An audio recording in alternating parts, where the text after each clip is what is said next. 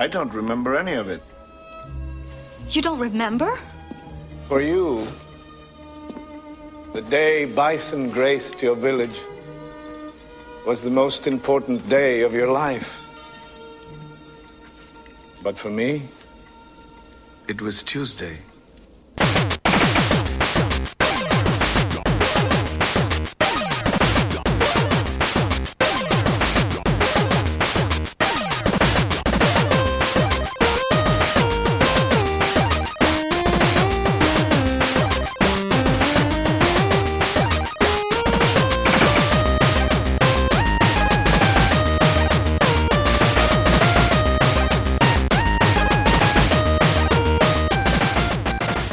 Welcome to the Rated G for Gamers podcast, episode 137.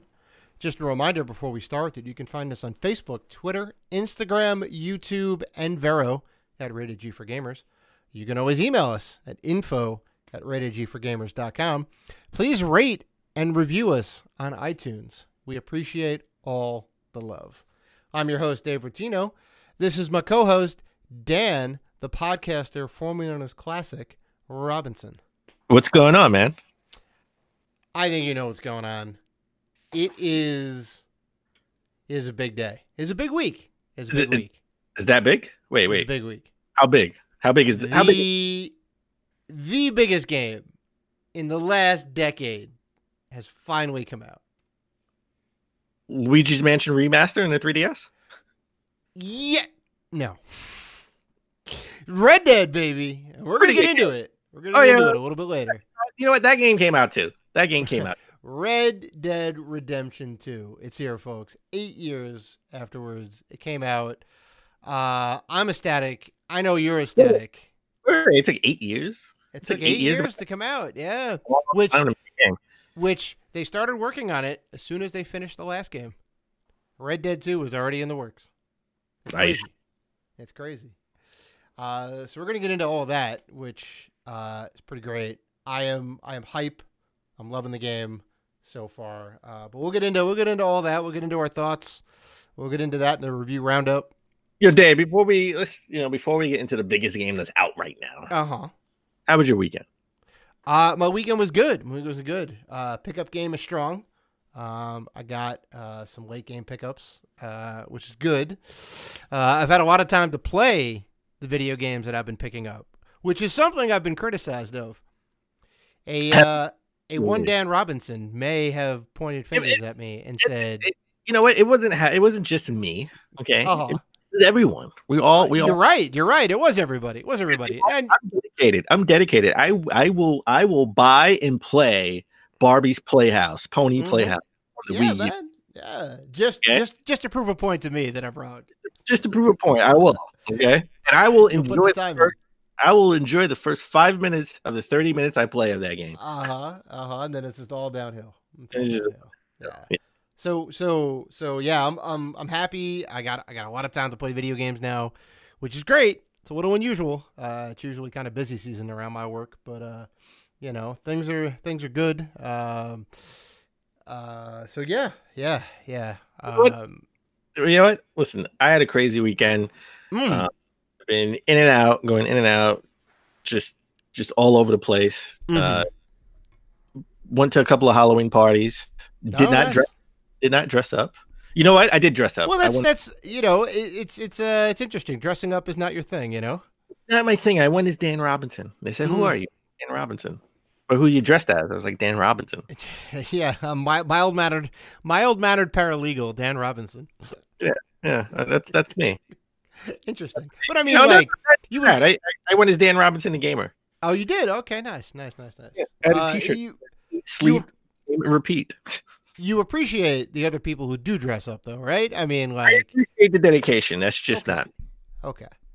See, that's important. You yourself may not necessarily want to put in all the work and kind of do all the dress up and the whatever, because it is a lot of work. You got to decide on the costume, you got to get the materials for it, you got to build what you have to build, get everything together on that, and then on the day you got to get all dressed up, ready to go, and head out there. And sometimes you choose a costume which is going to be a little uncomfortable, Or sometimes you choose a costume that doesn't have a lot of fabric and it's very cold outside, you know, and then like that's your costume. You got to go with it. So, yeah, it's tough. Well, I will say this. Mm-hmm. I tried to dress up maybe I want to say 6-7 years ago, 5, 6, 7. And last minute ordered a costume online. It got delivered on holiday weekend, right, of the party. And I was going to be an astronaut, and I had the biggest size they had, which was like an extra large. Right. And I was the tightest astronaut in the world. Well, you're a tall guy, right? You know, they don't necessarily make costumes for 6'4" guys. You know, I believe I was 6'2".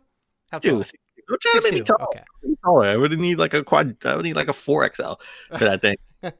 Need a little extra room, man. Double XL. If I can find the pic. Find the pic. I did take a pic. Oh, you should. You gotta go post that up. You're holding out on us. If I can find it on Instagram, I'll post it. Very embarrassing pic of myself. Right. I was the tightest astronaut in the world. Okay. And that from that day on, I decided to go to every Halloween party as Dan Robinson, the gamer. That's funny. Pro tip, guys: if you're gonna buy an outfit, don't order it online. Have it delivered today at the party. Yeah, seriously, right? You need a little time to like get into the costume, make sure that it fits and all that. So, but I give you all the credit in the world. You have dressed up like almost every year I've known you. I have. Yeah. Starting with the really kind of kicked in with the Kratos costume in 2006, and then I don't think I've missed a Halloween. You know, dressed up every year. They're usually video game characters. I mean, one is Hagar, one is Mike Hagar from Final Fight. One is Heihachi from Tekken. The aforementioned Kratos, obviously. Who else? One is Brian Fury from Tekken one year. That was a good one. This year's costume, also video game related. One is Sagat from Street Fighter one year. The Sagat costume was tough. Because as you know, Sagat wears like the boxing shorts, right? And he's got some wraps on his legs and maybe some wraps on his arms, the eye patch, and that's like about it. It is a cold costume, let me tell you. It is a very cold costume. You need the scar on the chest. You need the chest scar. Oh, I had that too. Don't worry, I had that too. Now that year, there was a party out on Long Island, so I had to travel to get to it. And it was after Halloween. So I was traveling in early November out to a party all the way out in Long Island where I was basically the only one in costume running around the Long Island Railroad. So that was fun. They thought you were a crazy man. Right. Everyone's like, why didn't you just get dressed here at the party? We have I'm like, nah. Yeah. You gotta come in costume. You don't know Dave. I'm like, you don't know Dave. That's right. That is Dave for you. He showed dedication. He traveled there in his underwear. Well, let's not get that far. Okay, so Halloween is almost here. All right. So that means this is the end of October. Yep. While we get into some of the notable games coming out next month. Right. So the first big game coming out is Diablo 3 coming out for the Switch, November 2nd. Very excited about this. They have exclusive content. You can play as Ganondorf. It is just a barbarian skin, but still. Dave in the last episode said I probably would like this game. Yeah. Seems like a game I would like. I just know I won't be getting a special edition because it doesn't come with the physical release. So not getting that. Which is weird, but okay. A little weird. But that's where we're going, my friend. All digital. That is the road we're going down. We've certainly been talking about it time and time again. I don't think little tangent. I don't think we'll ever be all digital. There'll be special editions and games like in companies like Limited Run will always be putting out stuff. Well, it'll be like a niche thing, you know. It'll be for the people that want it. Yeah. November 6th, Overkill's The Walking Dead coming out for PS4, Xbox One, and PC. This is not the Telltale series game. This is not the Telltale series game. No, it's completely different. It looks really cool. It's like a third-person shooter, I guess, right? Yeah, I think this is like a online co-op game, right? That's what it looks like. Online co-op survival game. I really haven't kept up with this, even though the trailers look pretty cool. I haven't really kept up with this game. And you know what? This is like sort of going under the radar. I don't see a lot of promotion for this game. No. I know. We talked about the trailer a little bit ago, a couple months ago, and whatnot. I'm pretty hyped for it. We'll see when it comes out. We'll see how it does. A game I am pretty hyped for. That's Monster Boy. Okay, and the Cursed Kingdom coming out for PS4, Xbox One, Switch, and PC November 6th. All the major platforms. That's great. All major platforms. We talked about this game. It sort of reminds me of Wonder Boy, right? Came out, and you have like the different monsters that give you special different abilities. I played this at PAX earlier this year. Definitely buying this game. Forgot it's coming out for the Switch. Was going to get it on the PS4, but now I'm going to get it on the Switch. Of course. Why would you not? The game you can play on the go. Like, I am very much inclined to pick up games for the Switch, especially games like this that don't have a huge like graphical hit, coming to the Switch. It's not like it's Doom or Wolfenstein or whatnot where they have to make concessions. It's more of a cartoon style game, so it's not going for that realistic look when you need that. Exactly. So I can play it on the big screen if I want. I can take it on the go if I want. Coming out November 13th, Hitman 2 for PS4, Xbox One, and PC. Yep. Another game that's sort of been under the radar. They put out Hitman 1, the original Hitman, 2 years ago, and it was sort of episodic, right? Well, yeah, I guess it was like a reboot of the franchise, right? They're just calling it Hitman. They like put out the first chapter, and that was the only thing you could play for a while. You could play it tons of different ways, and then there was more to it. This is going to be in the same vein, which is like kind of cool. The first one did well, I think. It did well. I mean, the studio branched off, and they're their own studio now, and I think they sort of brought the IP, so Hitman is theirs. There you go.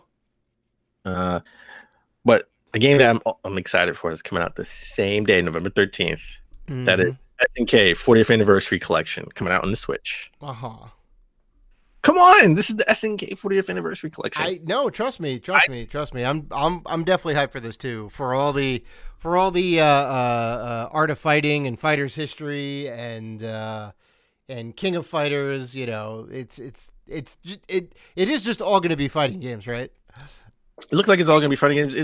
I don't think this is. I think this is only going to be. I haven't seen like a physical artwork for a physical release. I think this is digital only. I hope it's physical. Yeah. And also, I only seen this on the Switch. I didn't see anything about this coming out on PS4, Xbox One, which is somewhat of a bummer. At this point, they should be coming out, especially games like this, should be coming out on all platforms, right? Yeah, I think SNK or SNK Playmore, I guess as they're known now, has a good relationship with Nintendo, right? Because we saw a ton of Neo Geo games come out under like the ACA Neo banner on the Switch store when like the Switch first dropped. They just kept putting game after game after game after game out, and it was like great. I don't see why they wouldn't put this on other systems, but maybe it's like Switch first, and then we'll put it out to other systems. So nope, it's on Amazon. It has a physical release. Hey, there you go. Well, then we're both definitely getting this game. This compilation. I'm definitely getting it. Well, you know what? I mean, no offense to Hitman 2, not the biggest stealth guy, right? That's not my jam. That's a shocker. Even though I have Hitman. I have the remake, the Hitman remake. Of course. It's part of the collection. Got it pretty cheap. Yeah, you have all the Assassin's Creed games and whatnot. It's not like you don't give them a chance, but this is a game I'll get. Hitman 2 is a game I'll get when it's in the bargain bin, right? I'm not gonna buy day one because I gotta buy SNK 40th Anniversary Collection. And coming out the same day, November 13th, Spyro Reignited Trilogy for PS1. The trailer has me super hyped. Spyro is that franchise I can get into. And hopefully all three games will be on the disc, right? They delayed it hopefully for that purpose. Right. Yeah. I mean, we talked about it, a month or so ago or whatever, and fans kind of got outraged, and they said, you know what? We're going to go back into the lab and fix this, and they did. They ended up putting 2 and 3 on the disc as opposed to just being download, which is great. So, as of this recording, there was sort of a leak that came out because remember, this is not coming out on the Switch as of right now.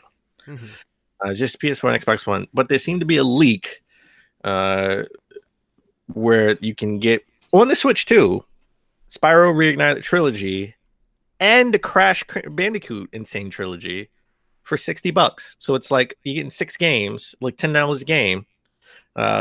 All those leaks were taken down, so that could be what's coming out at some point next year, where we get a Crash and Spyro, compilation. Or all on one disc or all on. If that's the case, I think I would get that for the Switch if that came out for the Switch. I mean, I'm going to buy this for PS4, right? But if I can get all 6 games on the Switch later on next year, I think I'll definitely buy it for the Switch. Coming out the next day, and could be one of the biggest games coming out for November. I think, honestly, where we have sort of like sleeper games, I think this game may be a little bit overhyped. It may not so well after launch, and that's Fallout 76. Right. Coming out November 14th for PS4, Xbox One, and PC. Right. There's there's definitely some stiff competition out there. Already some stiff competition that's coming out after Fallout 76. I don't know. I mean, you're right. It certainly could be Game of the Year contender. But they're gonna have to fight. I'm saying it's over a little bit overhyped. Like, people, you think it's over? Oh wow, interesting. Yeah, people made a big deal about this when it first was announced at free, but after playing the betas, they just came back and said it was kind of boring. Right, and it did come out. It did come out very quickly after Fallout 4, which was like 2 years ago, like 2016. Yeah. I feel like that's still fresh in everyone's mind. I feel like people were still playing Fallout 4, Well, this is like an open world, like sort of like a shared Fallout 4 world, right? It's a little more online. Yep. You're playing with everybody else. Yeah. Fallout 4 online. That's what it seems like. Because it is like 100%. And a lot of people aren't crazy about the way it's all set up, Because Fallout really is like you're kind of making your own way in your own story, and you're taking your character out into the wastes, and kind of telling your own story. And now it's like, well, now you're gonna have 1,000 little kids running around with microphone headsets, going, shouting obscenities and trying to like teabag you. And you won't. And you won't find any NPCs. They said they didn't see any NPCs in the game. Yeah, that's the beta. That was in the beta, but disclaimer. They did, they did say that the beta sort of is the full game, right? It was more of a server test for them, right? Yeah. So that is a fair representation of the full game. Then I don't see how can this be something that you can play on your own when you don't really meet any other NPCs. You're gonna everybody you meet is gonna be a real person. So how does that work? That's why I think. I don't know. I mean, I'm sure they have systems in place. There'll be weapons everywhere. You'll have to interact with other people online. Most definitely. I think it's going to be hard to go it alone. And I was a little skeptical when they said that they had to, you have to you have to eat, right? You have to make food, and so you can travel the world and stuff because you won't get hungry. I was a little skeptical about that, but people seem to say that, that's not a big deal. Everywhere you go around, everywhere you look, there's something that you can scrounge up and eat. So sure, that would make sense. Yeah, this is not a game I'm going to play. Really, this is not one of the games in November that I'm going to buy. No, I mean you're not crazy about the online, and the whole thing is online, right? I don't even know if you can play it offline. The whole thing is online. Another game, another pair of games that are coming out. That's coming out in November 16th. That I'm probably not going to buy. Safe bet. Is Pokemon Let's Go Pikachu and Pokemon Let's Go Eevee for the Switch. Yeah, I mean, I'm right there with you. Major pass on this game. I'm sure it's going to be great. I'm sure my kids are going to love it, but Pokemon's never been my thing, you know? It's just the console version of Let's Go, right? Like, I'm not... Pokemon Go. It's a little bit different. It interacts with Pokemon Go. Which, by the way, people still play. This lady almost got hit by a car on Park Avenue, and I looked over, and she's like an older lady, too. Mm-hmm. Like, she definitely looks like she could be in her 40s. And I looked over, and this lady is trying to catch a Pokemon in a garbage can. I was like, look. People got priorities. People got priorities. People are still playing this game. This is amazing. Mm-hmm. All right. So this is my game of November. This is my big game of the month. This is what I've been waiting for. This is what Call of Duty's not giving me. All right. We have your Thanksgiving weekend game. This is my Thanksgiving game. Battlefield 5 or Battlefield V or Battlefield Final, whatever you want to call it. Okay, come out for PS4, Xbox One, and PC November 20th. Right. I will find this game, and I will be beating the campaign over the weekend. Now, this is because they have a campaign. This is right. That's it's a very big component. That's why I'm not so crazy about Black Ops 4, as good as it's doing. The single player, I like playing through the single player and then doing the multiplayer. So it's a little less enjoyable. This is the World War II one, right? Battlefield 5. This is the World War II one. Oh, God, everything is so confusing. I understand why they call Battlefield 1, but yeah. That makes one of us. I have no idea why they call Battlefield 1 Battlefield 1. Because it's World War I. I mean, I thought that was obvious. I mean, why do that when you can, you can just say it's Battlefield 5 and World War I. Yeah, I mean, they wanted to get like cute with it and whatever. Like, I don't know. I thought it was cool. But it is definitely a little confusing across the board, Well, I'll put it this way: if you were a major player in Battlefield 1, right? Like that was your new game. Like you never played any Battlefield game. Battlefield 1, right? Wouldn't you be waiting for Battlefield 2? Now it's Battlefield 5. I mean, I suppose. I mean, the marketing was pretty clear that it was set in World War I. This is really Battlefield 6, to be honest. It is. Well, actually no, because they also had a Battlefield Vietnam, which didn't have a number. So it was Battlefield 1942, Battlefield Vietnam, then Battlefield 2, then Battlefield 3, Battlefield 4. There was a Battlefield Hardline, which didn't have a number. This is like 7 or 8. Yeah, well, Hardline, I actually liked. That was sort of episodic too. I felt like Battlefield Hardline felt like it was like cops. It was like the cops. Yeah, I picked it up. What you gonna do? What you gonna do when we come for you? I picked it up based on your recommendation, and I still have yet to play it, but I will. It's not worth $60. No, I definitely didn't pay $60 for it. You get it for $20. He's still something like that. Something like that. Pretty good. I made it halfway through before, like I made it to a part where I couldn't get. I like the mechanic if you show your badge, right? Like, if you show your badge before they pull the gun on you, they will get down on the floor and you can like sort of arrest them and stuff. Interesting. So there's definitely some protocol. But you gotta do. It's like it is not easy because you have to do it before they pull the gun and you go there. You don't want them to shoot to alert everybody else, and then you're not going to be able to pull your badge on everyone else because they're shooting. Yeah. That is sort of like their stealth mechanic. Mm-hmm. But I played the heck out of it. In large part, there was nothing else to play at that time when it came out. I think in 2015, if I'm not mistaken. Sure. It was a little bit dry. The new consoles just came out, basically. Yeah. And last game that I'm looking forward to coming out November 27th. That is Darksiders 3. Xbox One, PS4, and PC. Nice. Now I'm gonna have to tell you right now, like you just ran down all the games for the month, right? Mm-hmm. And there are some fantastic games in here. There's some AAA games. There's some great compilations that are in here. They all more or less look awesome. Under normal circumstances, I would probably be buying a couple, if not a lot of these, on day one. And we talked about it a little bit at the top. Red Dead 2 came out. It's taken up my life. I don't know if I'm going to be able to play another game for a while. You know what? You know what, Dave? We don't even, for the first time, we don't even have to get into, how we epically fail. Because we really didn't. You sort of just mentioned it at the top. I did. Listen, I did. there is no other game Uh-huh. we should be playing Than Red Dead. than Red Dead 2.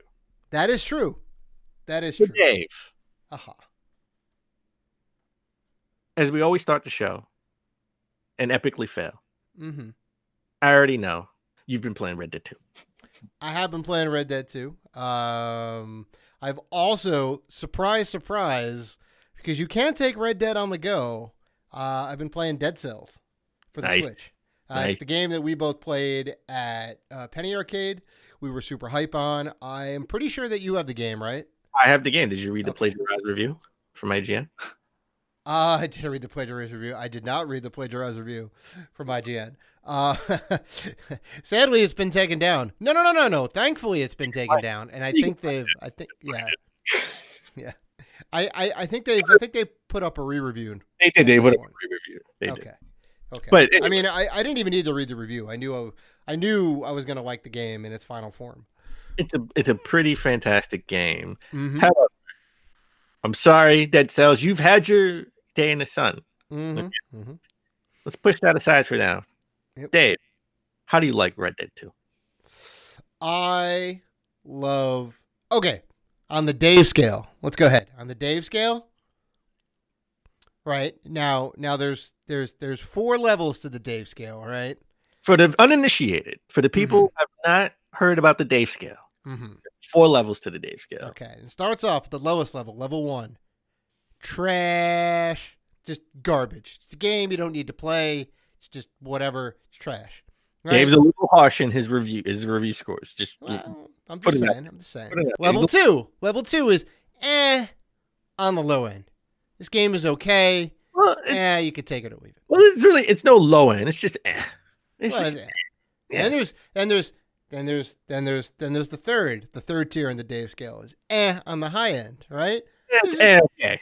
Yeah, it's okay. It's a good game. You play it every now and again. It piques your interest here and there, And there's level 4, which is the highest level, which is fantastic. AAA game, right? Your Mario Odysseys, your Legend of Zeldas, your Tetrises, right? Top tier games. I'm going to go ahead and put it out there right now. Since Red Dead Redemption 2 came out, I think we need to add a 5th level to the Dave scale. Here, get out of here. I shit you not. Red Dead is that good. I didn't know you were doing this. Red Dead is that good. Okay. Well, neither did I. Sometimes it just comes to you. I think we need to add Red Dead level. I know it. We're gonna call it the Order 1886 level. The Order 1886 level. Right. This game is bananas. Right. I am having a grand old time with it. It's bananas. Right? Is that the scale? It's like through the roof. It's through the roof. The game is insane. The game is that good. The game is better than fantastic on the Dave scale. I mean, I picked it up Thursday. I picked it up on a whim, right? Like, that I've been kind of like, I'm not so crazy on Red Dead, and I had a bad experience playing the demo one time. You told me you weren't gonna buy it. I wasn't gonna buy it. I was not gonna buy it. How did you pick it up? Okay, you've been teasing this story with me for the longest, and you haven't told me. So how did you pick it up? I went. All I know is Thursday night you texted me. You're like, I got Red Dead. I got Red Dead. Yeah. So okay. So yeah. I didn't even know what was coming out on Thursday, but I went in to get a new Switch case. Right. I still don't have the Switch case. Funny enough, and I went to the GameStop over on Atlantic. On the way home, I saw like all the Red Dead posters and whatnot, and I picked up I picked up Metroid Prime 3 and Dead Cells, and I'm like, oh, I'll take these 2 games, sure.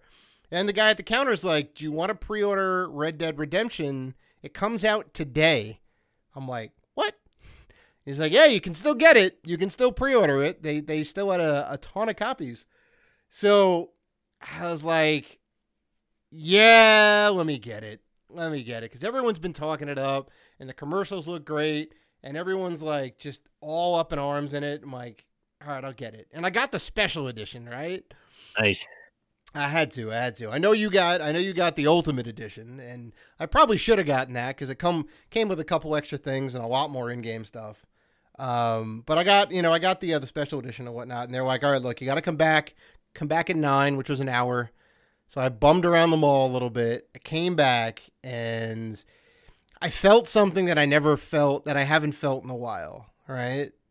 It felt great because I was with a bunch of other people online for this one. We're all coming together for this one thing. We're all here for Red Dead. Everyone's super excited. Everyone's got the Rockstar shirts on and they're like gaming gear and all that. And everyone's like super hyped for it. And it felt like when I was working back at EB, and it felt like when the PS2 came out and everyone was just electric over it and they were all waiting online and everyone coming in with the pre-orders and whatnot. And everyone just wanted the new hotness. And it felt like that. And it felt great. And I was like, this is a real good feeling. Like, I don't know. It's hard to explain, but like it was a feeling I haven't felt for a while, right? Everyone's just there for this one thing. So, I got it. It took 2 hours to install, which was insane, right? Well, what platform did you get it for, by the way? I got it for the X1, yeah, of course. You got it for the X1? Okay. Of course. Okay. Because the X1X objectively is the most powerful system, so I had to get it for that. We'll see about that. But in Europe, tell me it's not. Well, in Europe, since it's not on the Switch and not on PC, it's only on 2 platforms. I think some sales figures came out. I don't think digitally. I think they were physically. Mm-hmm. I think like 74% or something, some crazy number sold for PS4 out in the UK. So that means rest. It was like 2 to 1 at least. Yeah, so the rest sold out on Xbox. But that was just Europe. I don't think we have numbers for the US yet. Right. I also got it for Xbox One. Mm-hmm. I don't have a crazy story like you, because about time you told me, you texted me and said you got it. You got to go to GameStop. It was closed. GameStop by me was closed. See, and it was like 9:30. You were out and about too, and I'm like, you got to get it, man. You got to get it. I got it the next day, mm-hmm. And the guy's like, "Hey, we don't have any regular editions for the Xbox One the specials and the Ultimate." Yeah, you can. No, not even. They only had they only had the Ultimates, but I can get the regular standard edition for PS4. And I was like, nah, if I'm gonna go all in with Red Dead, I'm gonna go all in. So give me the Ultimate edition for $100, right? Yeah. So I have 2 maps, DLC. I had all the DLC and stuff. I got the special packaging. I love my special packaging. Mm-hmm. I'm all in. I'm all in on this game. Right. Okay? This game is beautiful. On my Xbox One. It took forever to install this one, this 2, then this one again. Exactly. I had an Xbox OS update on top of that, so there was just and then you got to get the day 1 patch for the game, right? So there's that on top of that. Yeah, it was a lot. It was a lot. So you can speak to the game more than I can because you're a little bit further in. Mm-hmm. I'm still in the snow, which is essentially the tutorial mission. Right. You're taking it slow. I'm taking it slow. Listen, man. Right. Listen. My first shootout, right? I wanted to kill everyone. I was even going after those guys. And then, you can. I'm just exploring the world. You go left to continue the story, or you can go right. So I've been going right a lot. Okay, so I've been every crook and nanny. I've been looking under, every cabin just to see if there are any collectibles or anything. Same. You find all those cigarette cards and all that? Find all the cigarette cards and all that. Mm-hmm. I'm getting my cash up. I'm getting all my bottles of whiskey. Yeah, right. Right. All of that stuff is useful, man. All that stuff is useful. I'm bonded with my horse. Oh, nice. Because you gotta do that in this game. You gotta clean your revolver. Apparently, you told me. I don't even know that. I didn't even get to that level yet. Like once you get into it a little bit, like the more you use your gun, it gets dirty and jammed and whatnot. So you got to get gun oil and, you know, clean it down a little bit. And it makes it just a little bit more performant, right? You know, increases the range or whatever, or like the reload speed or whatever it is. So, you know, it's little stuff like that, you know, it's crazy. It's definitely, the attention to detail in this game is amazing. Yeah. Yeah. I love, I was in the first 5 to 10 minutes, I was sold. Cause like you're in, you know, not to give anything away about the story, because the game is fresh. I know not a lot of people have played it yet necessarily, or at the same point that, you know, we're both at and whatnot. So I'll be kind of vague about a lot of stuff. But when you're like walking through the snow and it's like a foot of snow and whatnot, like you make all the like snow tracks and it all stays. It's all there, you know. And I was like trying to lean the camera in to like see inside like the snow crevice, and it's all detailed. It's insane, right? Like the, you know, the snow that gets stuck on your clothes, like it looks so realistic. I was like, yep, I'm in, you know. I'm meeting everybody in the game, and I'm like, oh, like the voice acting is great. Ugh. I'm like 1% in the story. 1% in the story. Mm-hmm. And I've played like an hour. I played like maybe like an hour and a half to 2 hours. And I'm 1%, and I'm only 1%. This I will say this. I think there's fast travel in this game, because I think I saw some sort of like headlines on IGN and other sites where it says this is how you can fast travel. Yeah, but I think you can get around by like train and whatnot if you buy tickets. But the game is most, you know, the game is supposed to be experienced in a slower pace. That's why you have to get around, you know, with your horse, and you have to feed your horse, pet your horse, bond your horse, groom your horse, right? Yeah. You have to take care of your horse. So this game is definitely awesome. And you know what? I wanted to bring the review roundup back this week for this game, because this game is super huge, but we brought it back last week for Soul Calibur. We did. because all three of us loved Soul Calibur 6, and I would love to continue playing it, but Red Dead has just got my attention. I know, right? It's just like it's going to be in the back burner for a little while. Sadly. But this is coming up with historic numbers. Okay, as of this recording, the Metacritic score on a PS4 is about a 97, and the Metacritic score on Xbox One is about a 98. Which is insane. I think it's one of the top 5 rated games of all time, right? Sadly, it does not beat out Ocarina of Time. Well, but yes, it is one of the top rated games of all time. Top 5 rated games of all time. Right? Which is insane to be in like Pantheon. To be in like the top 50 games rated games of all time is an amazing feat. This is top 5. I mean, just listen to some of these scores. Okay, just listen to some of these scores. IGN called it a masterpiece. They gave it a 10. Okay, so the same for Game Informer, Games Radar, Giant Bomb, and Easy Allies. All gave it a 10. All of them gave it a 10, and PlayStation Lifestyle gave it a 10.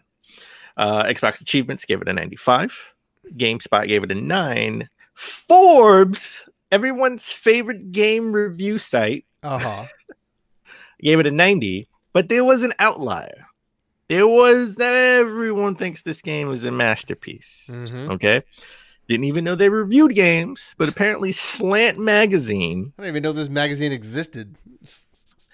No, I knew Slant Magazine. You did? Oh, okay. Okay. I've heard of them. I just, you know, I mean, who gets magazines anymore other than Game Informer, because it's free. Right. If you're a GameStop member. Slant Magazine gave it a 70. That is the lowest score I've seen for this game. They gave it a 70. Now, if you go on their website and read the review, it's 3.5 out of 5 stars, which, funny enough, it sounds a little bit better than 70%, you know. I ended up reading the review a bit. They do make some fair points, even though I'm still kind of early in on the game. They made some fair points about some of the controls, you know, well, let's get into an exact quote. Just one exact quote from a reviewer. for all of the significant improvements Red Dead Redemption 2 has made to an open world template. However, it still maintains Rockstar's bullish commitment to a clunky control scheme. Yeah, I mean, they're not great. Like if you go to your horse and try and get equipment out of your horse, it's a little bit weird. I was holding no less than 2 to 3 buttons to like go through the different menus and whatnot. It didn't need to be that. It didn't need to be like that at all. Like it just seemed a little overly complex. Like not thought out enough. Where just about everything else in the game was very well thought out. You know, so I was I understand. I gotta be honest. When you go on your first sort of shootout, right? You're sort of mission-ish, right? In the tutorial in the snow when you with your gang. You go to O'Driscoll's.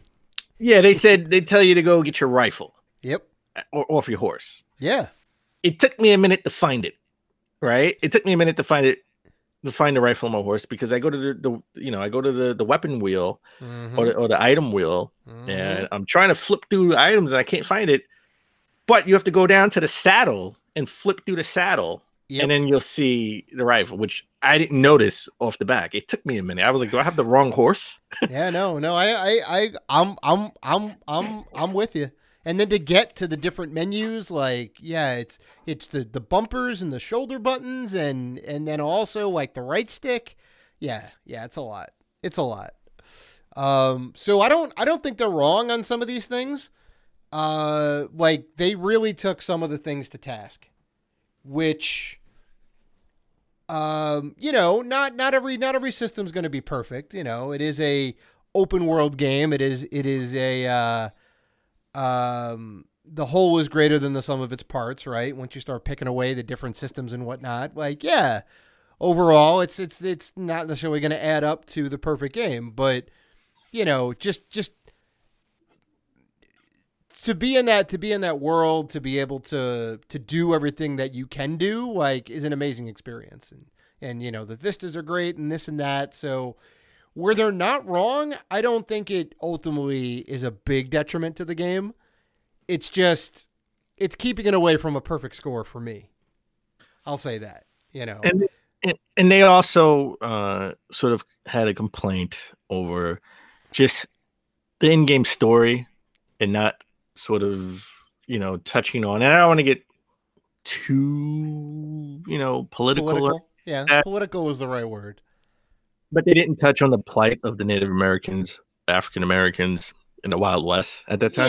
Yeah. It wasn't a real. I mean, so far I've seen a couple of things here and there, but it's pretty like surface level. It's basically a story about you and your gang, right? Mostly. It is a story about you and your gang. I mean, this is a prequel to Red Dead Redemption. They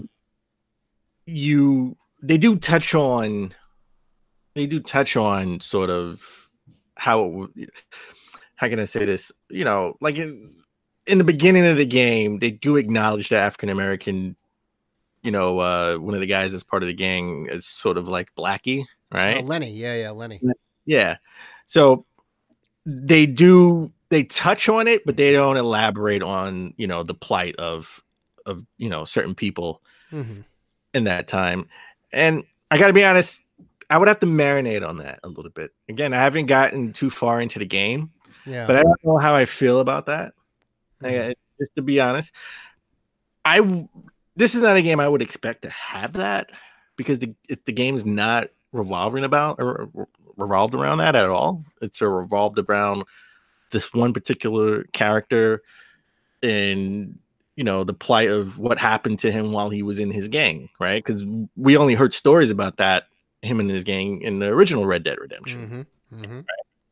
So I don't know if I would knock the game for that, and I also don't know how you would sort of implement that without taking away from his story, because that's what the game's about, and that's just my honest opinion. Yeah, and you are very much entitled to that opinion, and I personally can't say that you're wrong. But Slant, I suppose they have a decent reason for giving it a 70. I'll say that. I don't think it's that low either. I mean, I'm with everybody else. It's a 90-95. It's like a 90. It's a 95-97 from me personally. You know, just like a couple of like small things that I was very surprised about is one, I saw my horse poop on multiple occasions. Yeah, or the horses poop in the game. It's crazy. One time I got off my horse, I hitched it up, you know, and I'm about to walk into the saloon, and he totally takes a Duke. I'm like, okay, this is crazy. And then, you know, we talked about like the gun maintenance and the horse maintenance and whatnot, right? You got to maintain the relationship with you and your gun, as funny as that sounds, in between like you and your horse, right? And the more you do that, the more like benefit in game you'll have, right? Your horse will react better to your movements and whatnot. They won't throw you off, you know, if your horse is well fed and it has stamina. You have to maintain your own health and everything, right? Like I know, like early in the game, when you're in like the deep snow, it's like if you stay out here for a while and you don't have the proper clothes and you're not well fed and your stamina's not up, like you could die. You know, you could die from the cold. So like that's kind of neat. You know, if you start running for a while, you can like lose your breath and your stamina. So you got to make sure like that's kind of maintained. Like the little things like that were great. I punched my horse one time by accident. I forgot the button to get back up on your horse, and I like clocked it in the face, and it just ran off on me. I was like, oh,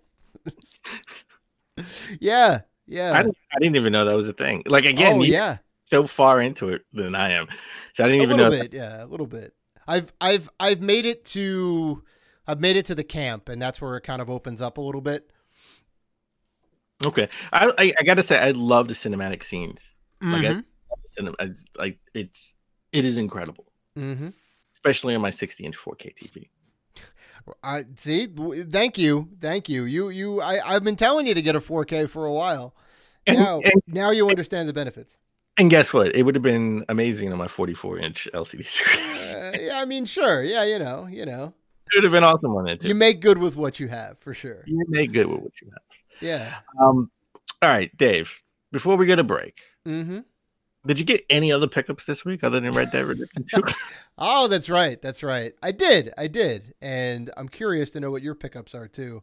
The aforementioned Red Dead, the Dead Cells and the Metroid Prime 3 for the Wii, Dead Cells on the Switch, Red Dead on X1, the special edition, Hidden Agenda for PS4, which is a fun police party game.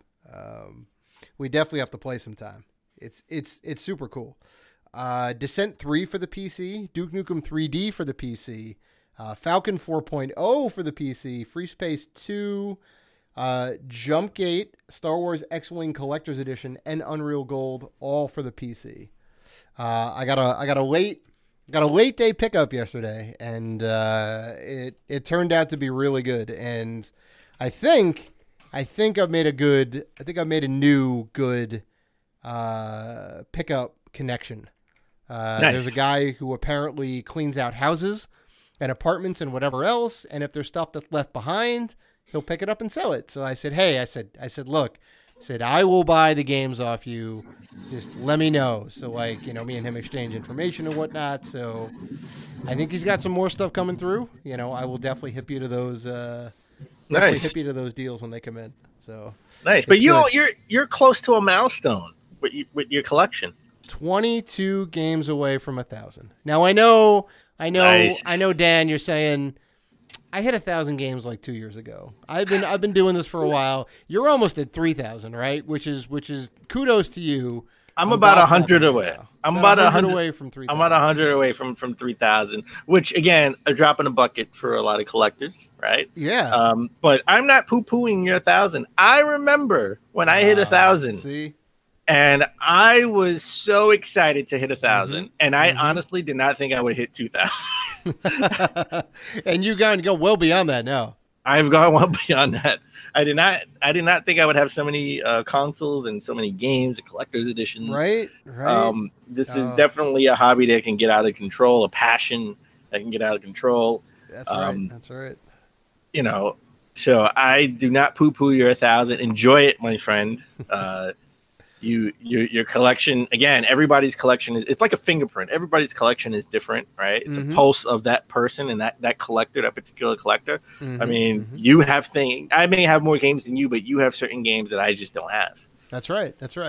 And vice versa. Like I think everybody's got something unique. Everybody has something unique. I will 100% agree with that sentiment. So on your way to 3,000, what pickups did you get this week? That's what I'm curious about. All right, so big pickup, Ultimate Edition, Red Dead. Was it Mech Rider for the NES? Mach Rider for the NES. Mach Rider NES. Yes, yeah, I got that. We have some news about that in the news coming up later. Funny enough. And no relation. This was literally off a whim, and I didn't. I got this before I even found out about the news. When we talk about that later on. I got Engine Racing for PS1. Engine Racing. Sounds like a budget title. Is it a budget title? It is. I actually, it was a hidden gem from Colin Moriarty. Formerly of IGN, formerly of Kind of Funny. He actually had a series of. He made a series on his YouTube channel, PlayStation games that should be resurrected in the PS5 era. This was a PlayStation 1 exclusive. Awesome game, according to Colin. I have not played it. I have it. Hopefully one day I will play it. And he thinks they should bring this series back. Also, Colony Wars Vengeance for PS1. Oh, interesting. Yeah. Also on the PC, I think. Yeah. I have Soul Fighters for the Dreamcast, but that's not the biggest Dreamcast game I got. Oh. I do tell. Finally own Power Stone 2 and Gunbird 2 for the Dreamcast. Ooh, those are, I know Power Stone 2. Power Stone 2 is a hard to find game, an expensive game. So good on you for picking that up. Got my Lukey points, baby. Gunbird 2 also a little rare, correct? Also a little rare, also a little bit more expensive, up there in price. Yeah. I had to pick up The Walking Dead Season 2 for the Vita. I have Season 1 for the Vita. I wish they had Season 3 for the Vita, but they sadly did not come out with Season 3 for the Vita. I will replay this game on the Vita. I beat it on Xbox One, because at the time when it came out, I could not find it for the PS4. It was sold out, and did not want to spend all the money for the Vita. But I have it for the Vita. I will play this and platinum this and get my 4th platinum. Thank you very much. Far cry from the record holder of 1,700 platinums. Well, you're getting there. You're getting there. Brick by brick. Brick by brick. Then we got an online-only game. I don't even know if the server is still working. Mag for the PS3. Right. I remember that game, yeah. May not even be able to play this game. I would probably. Servers not at this point. At least not with anybody. Maybe, I don't know if they have NPCs in there. No, they may have bots, yeah. I got the Getaway Black Monday for the PS2, so now I have all the Getaway games. Right. That is a series I would love to see them bring back.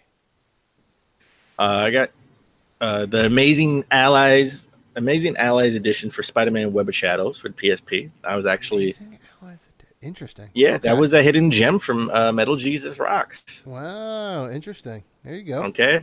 And last but not least, because it's Halloween, going to be Halloween. This is October. Stupid. I had to get a game that I've been wanting to get and totally forgot to get to complete my total Ghouls and Ghosts collection. I have Ultimate Ghouls and Ghosts for the PSP. Oh, very nice. Very nice. So now I'm the proud owner of Ghouls and Ghosts for the NES. Right. Super Ghouls and Ghosts for the SNES, Ultimate Ghouls and Ghosts for the PSP, and Ghosts and Goblins for the Sega Genesis. Nice. Oh, that's great. Yeah, I'm pretty sure that's all of them. I think that's all. Well, console games. I don't, not to account for any mobile games that may have come out. Sure. Well, I mean, I was just going to say, I had it way back in the day for the Commodore 64. May not have been a legal copy of the game per se, but I remember that game vividly. It was great for what it was on the Commodore 64, but, had a good time with it. So, all right, why don't we take a break? And when we come back, we get into the top 10 gaming news of last week. And in our lead story, the Library of Congress deems video preservation legal. To a point.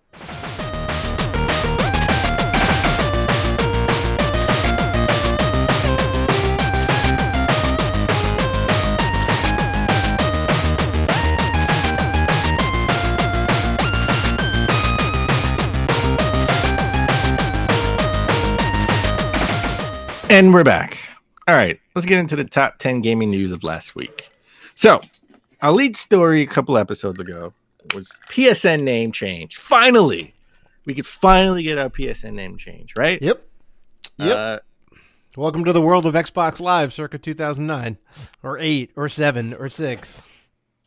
It's been a while. All right, listen, it's okay. That's okay. All right, listen, just like Apple, we don't have to be first. We just do it better. Well, but I don't know. Case, based on this headline, maybe not so much. We may not be able to do it better right now. So you may, all right. So right now it's all in beta. All right. So if you sign up for the preview program, you can change your name. However, it comes with some extra warning labels. Namely, the name change could cut off all your DLC and stop games from working. But that's just older games. It's older games, not the new games. Not first party games. Just games back in the day. From like 2017, right? All right, look. Yeah. You can try and sugarcoat this any which way. This is bad news bears right here. This is just like, this is unacceptable. You could potentially lose your progress within a game, including game saves, data, and leaderboards, trophies, It's big news. I would, if I was anybody on PSN, I would think long and hard before changing your name. Right? That's all I'm saying. You don't have Dookie Force 44 as your screen name. I would still have to pause and say, hey, wait a minute. What do I care more about? My vanity name or all the progress in my games that I've saved, all the DLC that I've downloaded, all the digital games and whatnot? They could get lost. Now Sony has said that you can revert it one time, right?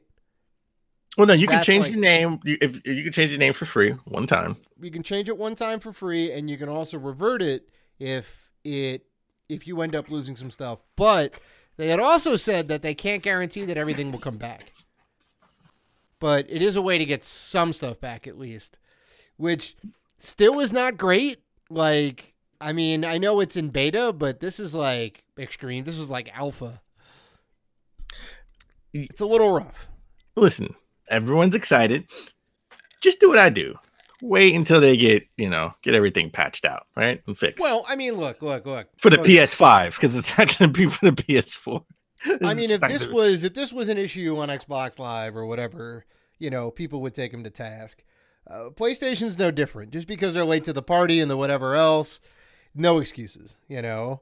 I understand that their infrastructure wasn't necessarily built around this or made for this necessarily, but if you're going to try and roll out this feature, you need to kind of patch up all your stuff. Well, change the name. You got to update the databases. You got to update everyone's DLC and make sure it all transfers over. Right? Honestly, I think until the PS5 comes out, this is the beta. Okay, we're gonna have all these issues. It's an awful look. They're gonna have all these issues until the PS5 actually comes out. Yeah, I mean, I don't even know why they bothered rolling it out like that. I mean, I know they should have honestly they should have just kept it on under wraps until the PS5. Right? But I understand you want to, you want to get people to try it and sort of guinea pig it, right? You want to, see what the issues are so you can get it out of the way for the launch of the PS5. Yeah. So this is just more, more evidence the PS5 is coming, because I think they want this to be seamless when the PS5 hits. I mean, it better be a thing from day one for the PS5, But then, that also kind of brings up a point before we move on, I guess, is what happens to because like the PS4 stuff and the whatever, like you got to assume there's going to be some sort of backwards compatibility, right? Yeah. Oh, listen. Well, then what happens to these purchases at that point? PS5 is better to play PS4 games. Mm-hmm. Well, I'm saying like what's gonna happen to your PS4 DLC, your your purchases from earlier in the lifespan of the PSN, like they could potentially go away still if they don't fix this core issue. Yes. Well, we'll keep an eye on this. I've been dying to change my name so I can make it uniform with the Xbox, my Xbox and Switch. Yep. So I've been dying to change my name for that. But like you said, we don't have this problem with Xbox Live, right? Xbox has done a fantastic job with this, and I give them that in large part, again, because they are a software company. So yeah. I mean, you did say the ultimate machine would be Sony making the hardware, Microsoft making the software, and Nintendo making all the games, right? That would be my ultimate machine. Yeah, gangbusters. Which is perfect. You get the best of all three worlds. Yeah, I want the PS5 with the Xbox Prime UI playing Breath of the Wild 2. All right. Right? That would be the ultimate machine. That'd be fantastic. That'd be the Frankenstein machine, right? Mm-hmm. But Xbox does it right. They put out a fantastic service called Xbox Game Pass that we talked about, only $10 a month.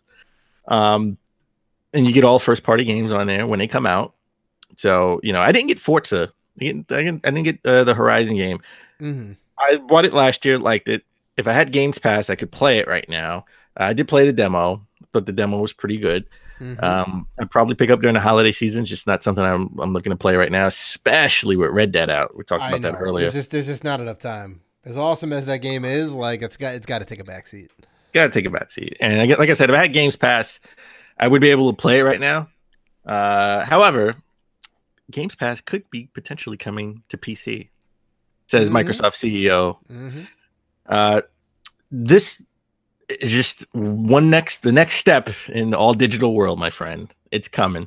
All right. Technically, Games Pass is on PC, sort of, because if you have an Xbox, you can sort of stream the games. You can stream it to the PC. So it'll be playing off the Xbox hardware over your network or Wi-Fi or whatever, stream to your PC system, which is interesting. If you have Windows 10, which at this point Microsoft is giving free upgrades, or they were giving free upgrades for Windows 7 and Windows 8 users to Windows 10. Like, if you're not on Windows 10 right now, what are you doing? Windows 10 is solid, right? Windows 10 is not Windows 8.0. It has not all Vista. It's definitely not Vista. It's definitely not Windows ME. It has, it's really good performance wise. It has the start menu that everybody wants. It has great compatibility. Well, this just seems par of the course that they would bring this bring the actual app to PC to where you can maybe download games on your hard drive, right, and not stream. Right. Maybe one day. I know I said it before. I know we just said it. Sort of combining, having the ultimate system. Do you think one day we could see Games Pass on somebody else's console? I mean, it's maybe on the Ultimate Switch, the Super Switch, right? It's a possibility. I mean, like they've been streaming games like Resident Evil 7 and whatnot to the Switch. I mean, a bit in Japan only, but if they can do it there and the infrastructure is good there, like maybe we can roll it out here at some point. It wouldn't necessarily be that far fetched of an idea. Microsoft wants people in their ecosystem, right. So they know. I don't think they really care about just buying the game once and letting it go. For that, they want people to buy their Games Pass and as games as a service, and we're moving towards that direction, right? And it would be PC now, and then maybe mobile later, right? Where you could play Halo on your PC from the Games Pass app or from your iPhone, right? Yeah. You finally play Halo on an Apple product. It's the way it was supposed to be originally. Right? It's supposed to be on a Mac. That's right. Yeah. They demoed it as an online head-to-head combat game, Aliens versus Humans. Way back in 2000, I think, like some sort of, I forget which expo it was, but yeah. No, I think it was at WWDC. Oh, maybe. Yeah. That sounds about right. WWDC, like 2000, 99 to 2000. I forgot which one. I know it was super early. Mm-hmm. All right, so let's get into our lead story. Mm-hmm. And I think this sort of this got overshadowed by all the, Red Dead release, Red Dead, really good game, and all the Red Dead controversy, which we'll get into next. But I thought this really should have been bigger news than it was last week.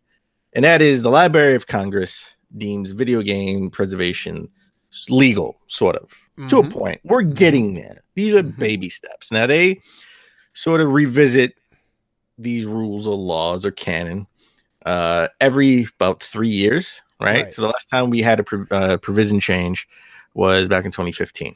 All right, so it was time for another provision change where we look at and see what we can do to move video game preservation along, and the next time would be in 2021.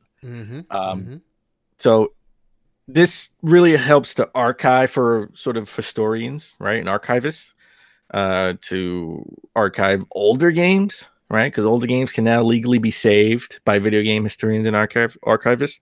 The game can only be made playable, though, physical premises on the eligible library or museum, right? So if you have one of those MMOs, you won't be able to play it unless you physically go to the museum. Right.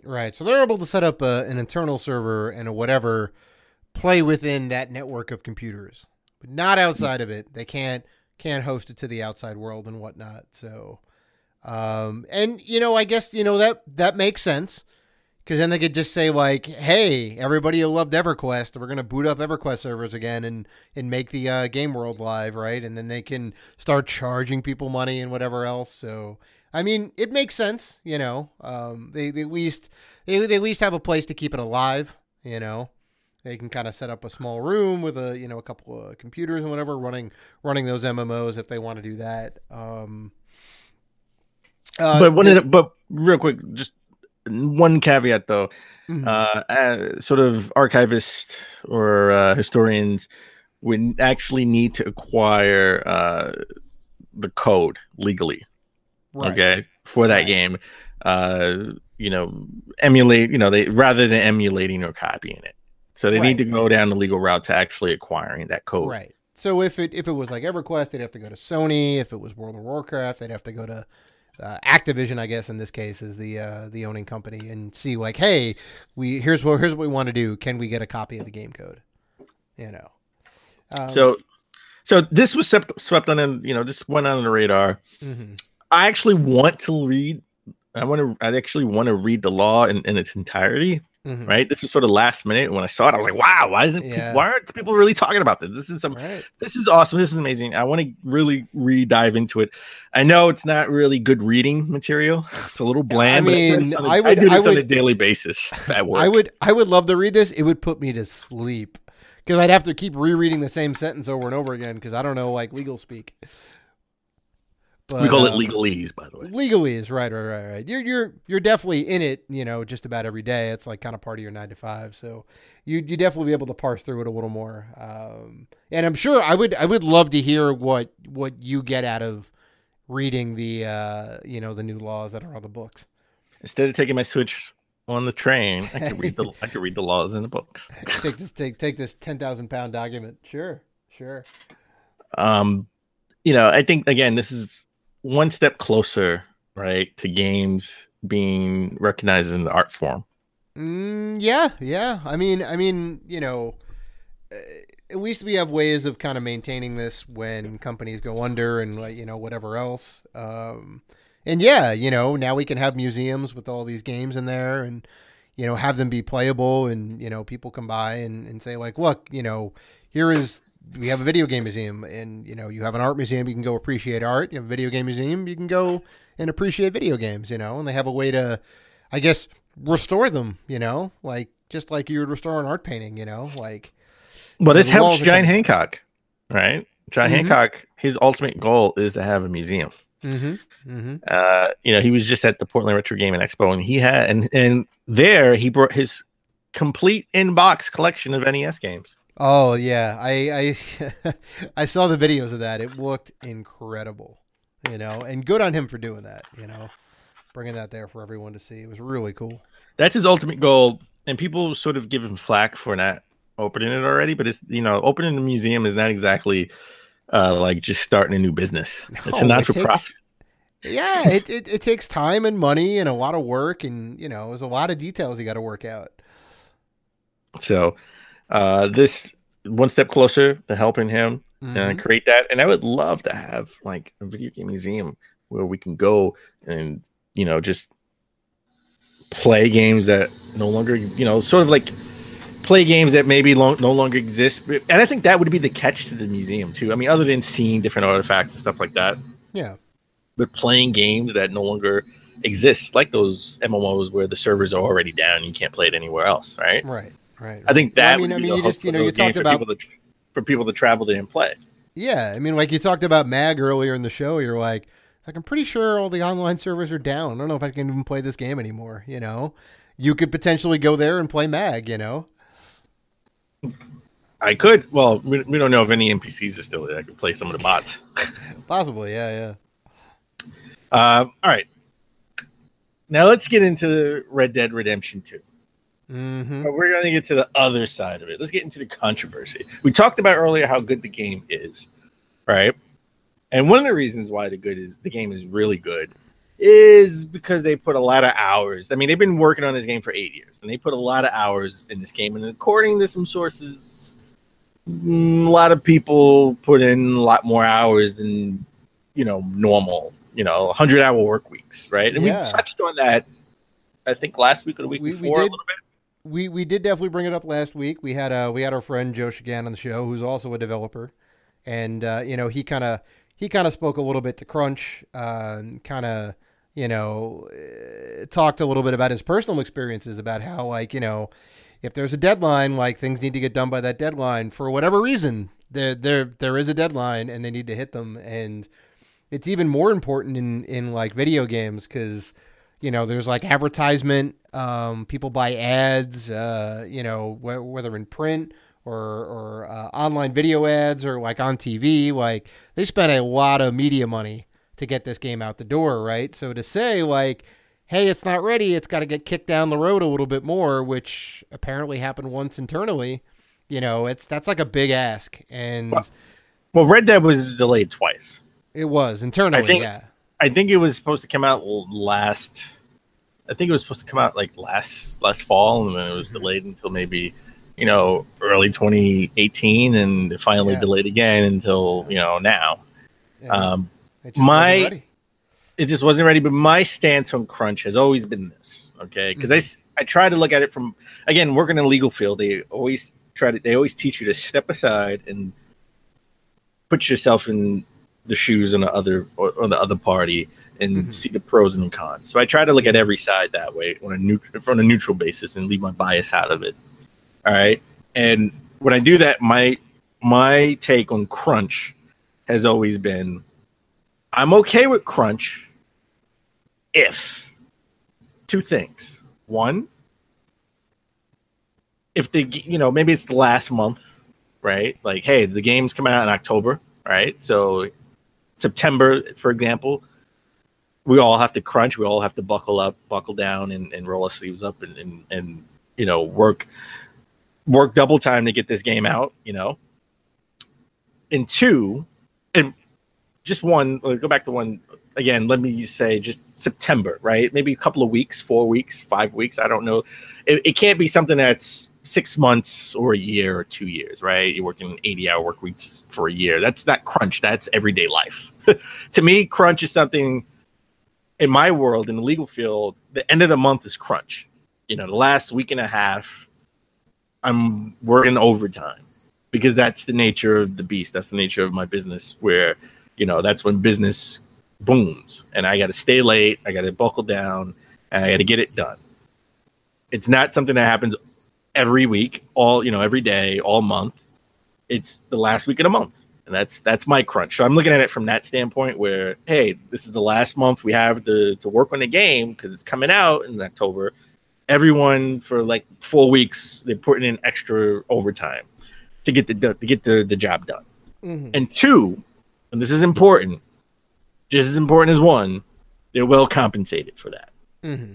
They are being paid. They are being compensated for the crunch. Right. Maybe extra vacation time on top of a bonus, right? You have to have a balance of good work life and good home life. You know, I don't live to work. I work to live. Mm-hmm. Best way I can explain it. So I'm okay with crunch as long as it's for a short period of time, preferably towards the end of, the development cycle, trying to get it out to make a deadline. And 2, you're well compensated for it. If you're not getting, if it's not both of those, then I'm not okay with crunch. And I just want to make sure that I'm very clear. I'm not misconstrued. They must be well compensated for it. Right. And right. It has to be for a short period of time. The crunch has to be for a short period. If it's not for a short period of time, it's not crunch. It's just everyday life. And that doesn't count. Well, wait. I mean, and I understand your opinion, and, certainly entitled to it. And I definitely understand what you're saying. Just to get some of the facts out of the way, because not that I don't totally agree with those statements.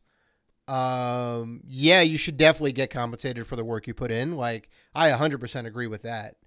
But let's kind of lay down some of the facts, because there was a Kotaku article and now a Eurogamer article that have come out about this, as well as some other articles with Sam and Dan Houser that spurred kind of this look into Rockstar's practices, right? And just to kind of put this all in context, the last game that they worked on, GTA 5, had a $265 million budget for a video game, which is unfathomable. I don't think you, me, and all of our guests combined have made that much money in our lifetime. Hey, speak for yourself. You don't know my pockets, man. You don't know my pockets, homie. I don't. You're right. I don't. That game grossed $6 billion in sales. It is the highest grossing entertainment product ever, right? So there you go. The studio that made Red Dead 2 has made the most profitable piece of entertainment media. The second highest is Avatar, which made $2.8 billion worldwide. Now, I do have to say that, GTA did come out on 360 and PS3, and then again on Xbox One and PS4, and then also PC. So it had 5 different platforms at different periods of time. I'm sure some people bought the game twice because the next-gen version looked a lot better than the previous version. They added a lot more to it. And then the PC version, even on top of that, crazy like modding and all that and whatever else. So, but this is like the studio that, they're dealing with. Like you said before, they've been working on this game for 8 years. So since Red Dead 1 came out, they already started working on Red Dead 2. So 8-year production cycle is huge. Most AAA games are anywhere from 2 to 4 years, right? And that's pretty common. Anything like more than that, either there's delays or problems with the game, or it's Red Dead. It's like huge like that. I believe it was Dan Houser was interviewed for some outlet, and he had kind of made an off comment about working 100-hour work weeks, right? And it kind of, that comment kind of sat there for a little bit. And then, people were like, wait a minute, what? 100-hour work weeks? That's insane. Like, the typical work week in America for us is 40 hours, right? 40-hour work week, either a half an hour, an hour lunch break, each day. And that's it, and you work Monday to Friday, typically like a 9 to 5 or an 8 to 4, maybe even a 10 to 6, who knows? Some people work 7 to 3, whatever it is, it's usually an 8-hour day. At my company, we work 9-hour days and we get an hour lunch break. So it's a little bit longer, but it's okay. Yeah, I mean, the 100-hour work week comment came out of New York Magazine, right? Which was an article that came out, I want to say like a couple months ago. Just kind of, it was an interview talking about the new Red Dead game and speaking with Dan Houser on this, right? A couple of things went down. Like, one thing was the cinematic camera. So if anybody's played the game, and I know you mentioned it, Dan, earlier, how the cinematic camera is great, and basically when you're going through some of the missions and whatnot, you can jump on your horse or whatever. You can hold down the option button on the Xbox One, and if you hold it down long enough, it goes into cinematic camera mode, which is beautiful, right? And it does all these interesting camera shots, and it'll guide your horse to your next destination automatically. All you have to do is hold down the A button, and it'll keep positioning the camera in like these like movie style shots, and it looks really cool. You know, that was something that Dan and Sam pushed for, right? And just saying like, well, we need to add this feature into it, right? That means we need to redo all of the camera work for all of those scenes so that we have these new shots, right? You can't just say like, oh, we're going to go super widescreen with it, and then that's it, right? There was a lot of work.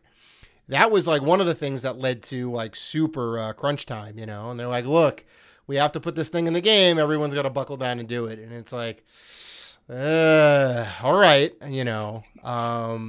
Another thing, which I don't necessarily know if they needed to do this, but Mafia 3, which is a game that was produced by Take-Two, I believe, and made by a different development studio, but that didn't do so well. And they had a town called New Bordeaux. Red Dead apparently also had a town called New Bordeaux, right? And they didn't, I guess they couldn't have two towns with the same name from the same publisher. I don't know. Maybe it was bad optics because the game wasn't doing well and they wanted to distance themselves from that. So they had to change it to St. Denis, I think is the new name for it, right? So they had lines recorded, you know, they had like assets in the game and the maps was New Bordeaux, New Bordeaux, New Bordeaux. All of that had to be re-recorded. They could have just left that in the. They could have just left that in the game. They very much could have just left that in the game. You know. I mean, I know Mafia 3 didn't do so well. It was a little boring, to be honest with you. Well, sure. You know, they could have just left that in the game, and that could have maybe boost sales. Mafia 3, right? I mean, maybe, right? You know, get it for $20 now, right? Yeah, because I think. Yeah, like I think some people were trying to make a connection between the game worlds and whatnot. They were. Yeah, and like maybe like Mafia 3 takes place in the same game world, just like 80 years later or like 60 years later, which I thought would have been a kind of a cool tie-in, but I guess not. So they had to like redo all of that. And you know, it's things like that on top of the already like crazy scope of the game in general, right? You know, we talked about all like the little things like that doesn't come easy, you know, when you're sitting down to play poker and it's like a full-fledged poker game with like a whole bunch of recorded dialogue and animations and whatnot, like that takes time. And that, you know, I'm sure they had to do those over and over again, you know, hey, this isn't good enough. We're going to go ahead and do this again. You know, the heads of the company are notorious for that. They go, it's not good enough. Let's throw it out. Let's go ahead and do it again, you know? And sometimes they'll have to start from scratch. Sometimes they'll have to take existing code and redo it and whatnot. And, you know, that takes a toll. It's not easy, you know, and then you have to readjust and say like, well, I only had this, and this to get done. I had 5 things to get done for the week.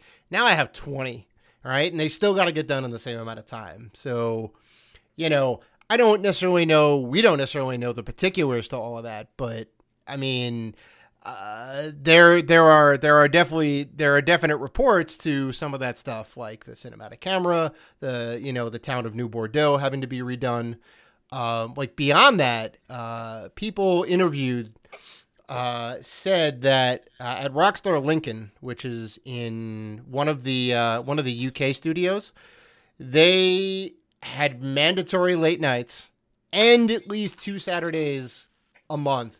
People had to come into work, right, to work on the game, and this was for a long period of time. It wasn't just at the end of the thing. So it was almost standard, you know. So they're working 6 days a week. Like that's huge. Let me ask you a question: were they well compensated? I don't think so. There is no mention there is no mention anywhere in the story because that's because that is the key. I mean, and and I'll tell you why that is the key. When you work for the city, you are mandatory to work, depending on what job you do in the city, to work 1 or 2 Saturdays a month. When you are a nurse, you usually work 2 Saturdays a month. Okay, that is standard practice for that industry. All right, you are paid extra for in the city. I think you do get time and a half. I don't know about nurses. That's different. So again, I'm trying to see it from a different perspective where, hey, this industry, they work 2 Saturdays a month every day. I mean, every week, every month. That's a normal thing. Okay. But they're compensated for it. So they hear that they have to come in on a Saturday once or twice a month. Okay. Well, that's the industry that they're in. Well, if they're well compensated, then I'm okay with that. Here's kind of the difference. Here's kind of the difference.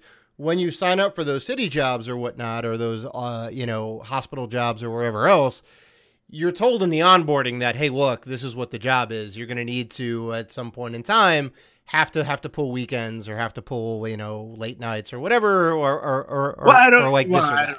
You know what? I'm not going to speak on that because I don't know.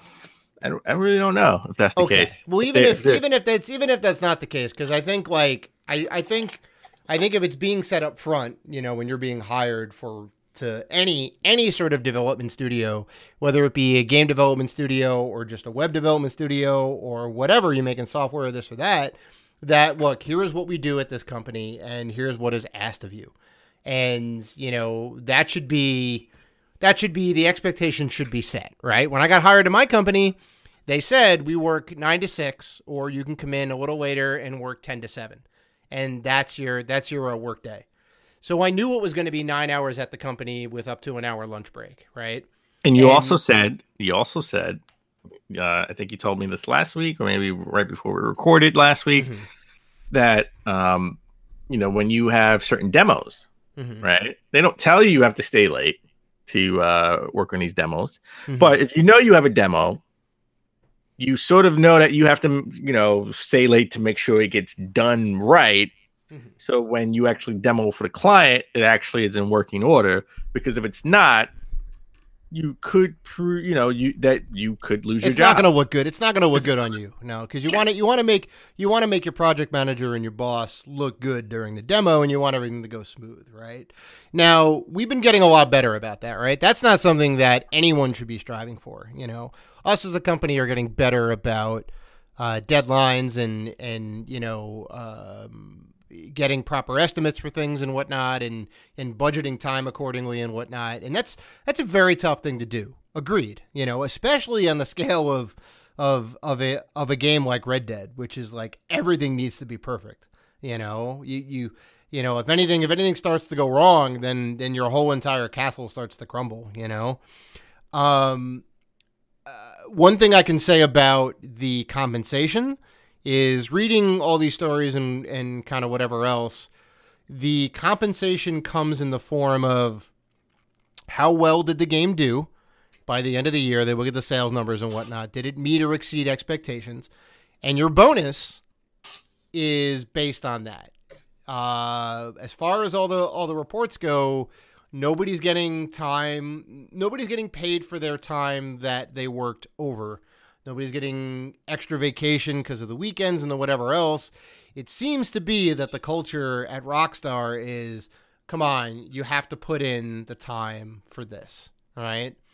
There are some people that said, like, oh, I didn't experience crunch and whatever else and this and that, but, they may not have necessarily been in the same department as the other people. They could have been writers or let's be fair. When he said that, when he had that New York Magazine article, right, Dan Houser, he did retract that a little bit later on and said that was just for the writing team, and that was a short period of time, a few weeks, right? I mean, when he worked that 100-hour work week,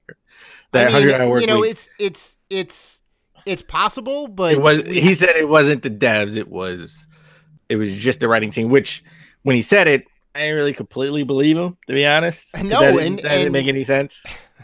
And now we have all these other like people coming out anonymously, of course, because nobody wants to put their name out there because they're probably going to get canned if they talk bad about the company they're working for. So I understand that, but a lot of people have come out and said that like some of these conditions have been really bad, and I think Rockstar Lincoln and Rockstar, like the headquarters in New York, I think were the worst studio arms. Right? They had it the worst. They had super late nights, and the crunch was very much kind of a real thing. And in terms of the scope of the game, they had to get like all these other studios to come in. Like there's like 8 to 10 different Rockstar studios around the world. They had all their studios working. I believe everybody. Yeah, everybody was working on this. So it's interesting. Like that's like kind of the scale and scope, and they got down to the wire, and there were things that needed to be in there and extra polish that had to be put on the game. I mean, I get it, but let's take the obligation, the game, the deadline, all of that out. And the thing that really gets me, and the title of this segment is the human aspect, the human cost of Red Dead 2, right? And you can push somebody so far, but it's gonna impact their life emotionally, physically, and mentally, right? If you're working super hard and working really late, there's probably a lot of coffee involved. There's probably not a lot of personal time hanging out with family and friends, so there's that, your girlfriend, your wife, your boyfriend, your husband, whatever, is going to be wondering like, hey, what's going on? You're like, look, I got this thing. I have to finish this game, and people have been recorded with saying their relationships were strained. They weren't able to see friends. It was that's, I mean, to just, again, devil's advocate, right? That is what the video game industry is known for, right? Well, I mean, is that such a good thing though, is the thing. Like, well, then, and I can, I can tie this back into other industries. Look at wrestling. Like, I mean, you can say what you will about it being, scripted, whatever. Mm-hmm. These guys are on the road 300 days a year. Right. It is not easy being a spouse of a wrestler when they're only home on a Tuesday and a Wednesday. Sure. And they're exhausted from travel and beat up and hurt, because no matter what you think about it being scripted, being slammed on the ring is not exactly jumping in bed. I think it's hard. No. And people get injured all the time. They put themselves through a lot, but I mean, what they don't want to have happen, and what shouldn't be the standard, is a broken bone every night, or like an arm that falls out of its socket. I would say the kind of going to the mat every night around the U.S. and the world is kind of par for the course, right? Devs who have to work late every now and again, kind of par for the course. But this was a very exploded, staying late type situation. Like, I've a handful of times had to work on the weekend, and those were dire situations. And I did it, because I cared about the product, and I cared about the company, and I cared about me and my boss and project manager looking good. So I would go and put the time in and do that. I would not want to do that on the regular. It's just it's not fun. Well, again, I take it back to the industry you're in. Mm-hmm. I'd say being a wrestler is tough, mostly because you're on the road. Mm-hmm. And we take it back to the big WCW versus WWF days. One of the reasons why Razor Ramon and Diesel left, they had guaranteed contracts, mm-hmm. but they went from being on the road 300 days a year to like 220 days a year. Right. Right. So they had the time off. So that's one of the reasons why they left. Yeah. I take my industry. Okay. Again, I told you the end of the month is really busy and you crunch. And sometimes I hate Mike. Hey, Mike, I know you're listening. I love you, buddy. one of our #1 clients. Sometimes I hate Mike when he calls me and says, "Hey, I got 2 deals that need to close tomorrow or the next day or 2 days from now, right?" And now I got to stay late. No one's asking me to stay late. No one's saying, "Dan, you got to stay late." But I know I have to stay late if I want to get these things done. Right. All right. Because if they don't get done, it's going to look bad on me. Because, you know, the deal's not going to close. It's not going to close properly. And you know, that's my livelihood. This is my job. Right. But it's not an everyday thing. And I'm well compensated for my trouble.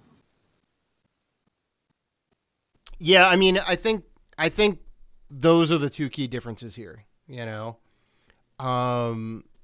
people had said for at least a year, you know, the crunch was kind of going on, and compensation is the bonus, you know, the annual bonus at the end of the year, which I don't think is going to equate to the amount of hours and the stress and, you know, the blood, sweat, and tears that went into all the overtime that, like, people were putting in, you know, like, to me, you know, there comes a point where the paycheck, the money just doesn't matter, right? It gets to a point where I'm comfortable, you know, and if I say, hey, I want another whatever, I want another $10,000, $20,000, I want another $50,000. I go, okay, you can have it, but here's what you need to do.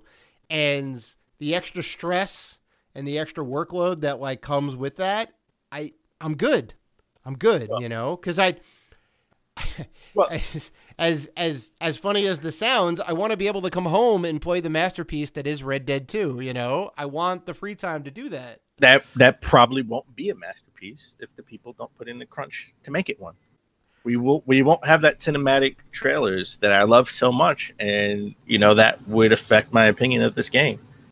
I honestly, I'd rather the game be an 8.5 or a 9 and not have that in there, because you basically, I mean, what you're saying is like, well, I don't necessarily want to say that, but like, it kind of feels like, who cares about these people, you know? Again, and that's not the case. We do. Again, just to put a bow on this, because I don't want to go too long on it, but you know, there needs to be realistic expectations set on things that need to get done.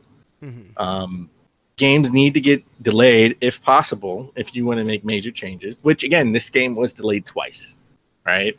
Who God knows how many times it was delayed internally, but publicly, no. I thought those 2 delays were internal. No, they were public delays, because they were supposed to come out last year, because it was announced, and then they got delayed to spring, and it obviously didn't come out in spring, and then they said finally it's gonna, you know, we haven't announced, you know, the release date's gonna be in October.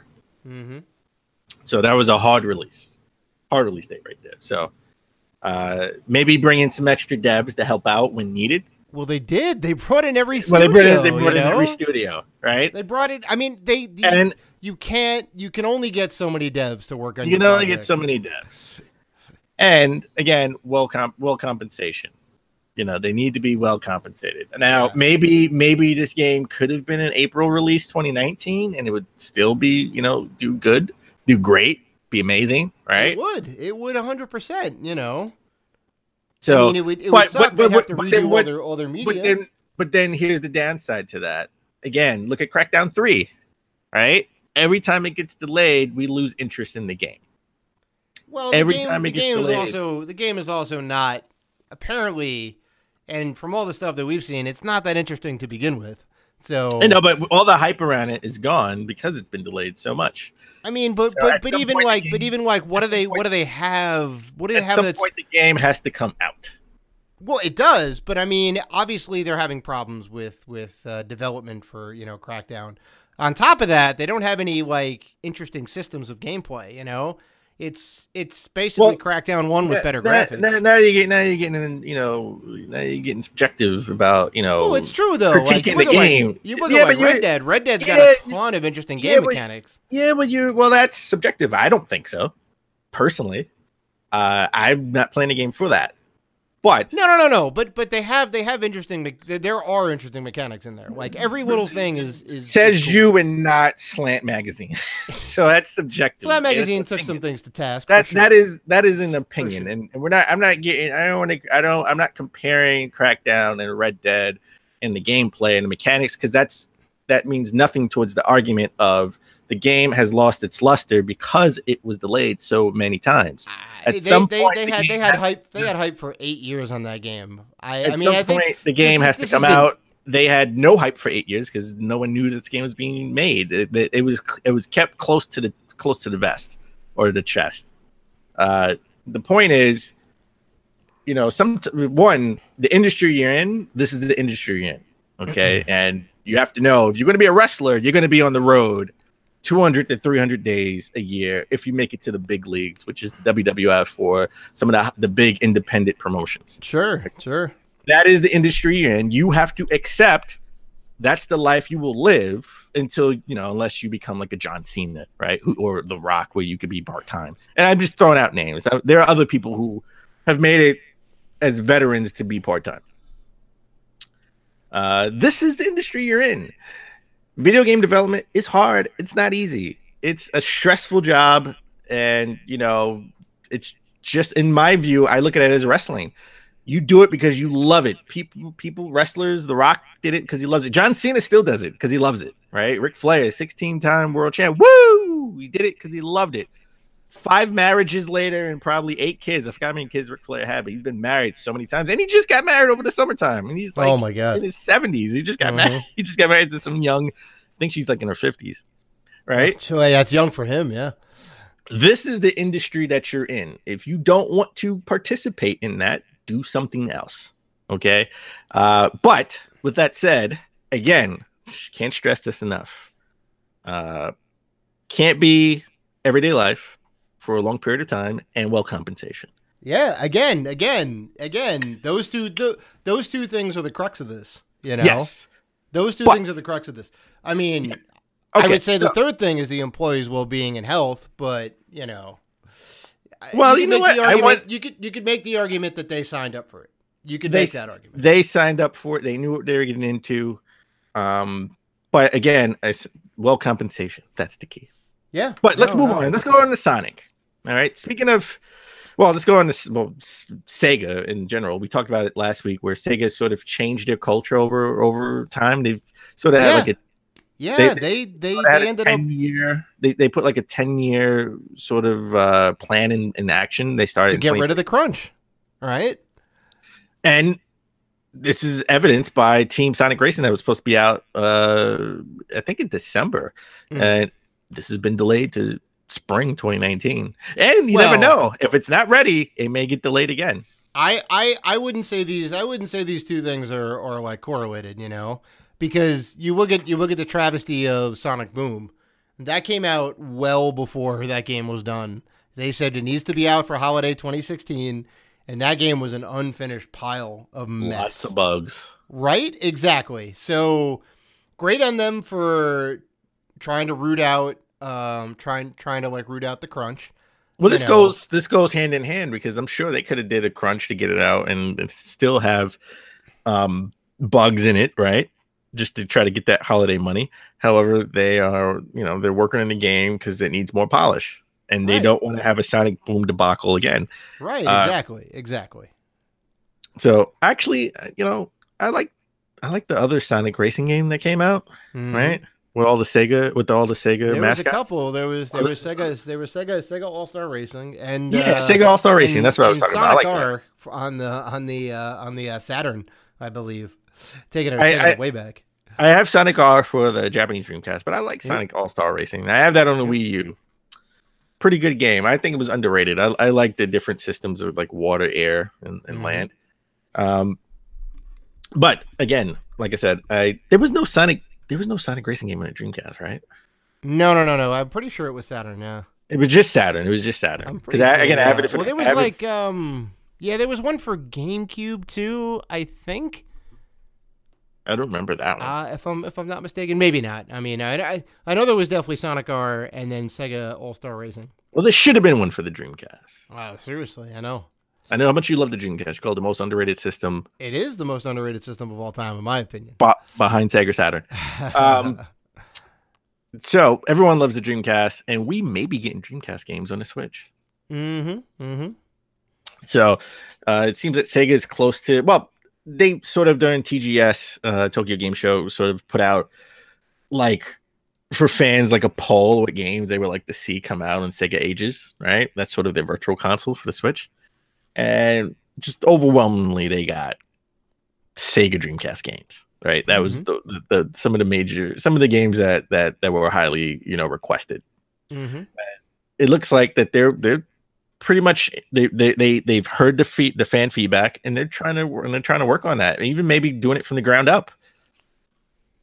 That is awesome. I would love a Crazy Taxi on the Switch. Oh my god! I would love a Crazy Taxi. I would love. Well, I don't know if this can happen because this wasn't really a Sega. Maybe can I get a Power Stone? For the Switch? Well, sure. Why not? Power Stone was a Sega game. Can I get Power Stone 1 and 2 on the Switch? Yeah, that'd be nice. But what I would say about Crazy Taxi, I only want Crazy Taxi if you can get Bad Religion and The Offspring back to do the soundtrack, because it made that game. How about down the road, listen to The Offspring. It has to be in there. How about Jet Grind Radio? Also a great game. I would love that too. Jet Grind Radio, one of my most favorite franchises. Even though there's only 2 games in the damn series. Yeah, that'd be great. And then people would get hyped for it again, and then Sega would put out another Jet Grind game or Jet Set Radio. So I think Sega Ages is doing pretty well. I mean, they put out Sonic, right, for $7, and I think everyone responded to that. I think Sonic is classic. Yeah, it was a good port. It was very solid. I may buy Sonic again on the Switch. I love Sonic 2 is my favorite Sonic game of all time. If they put that out, I'm buying it, hands down. But I may buy Sonic 1 on the Switch. Yeah. So this is definitely all good news. So now we have Nintendo emulation, we have Neo Geo emulation, we have some TurboGrafx 16 emulation. Now we have possible Dreamcast emulation coming. This is great. Good news. Also coming. Well, this is confirmed for the Switch. We're getting Resident Evil, baby. We're getting more Resident. We're not Resident Evil 7. That was only streamed and only in Japan. And only in Japan.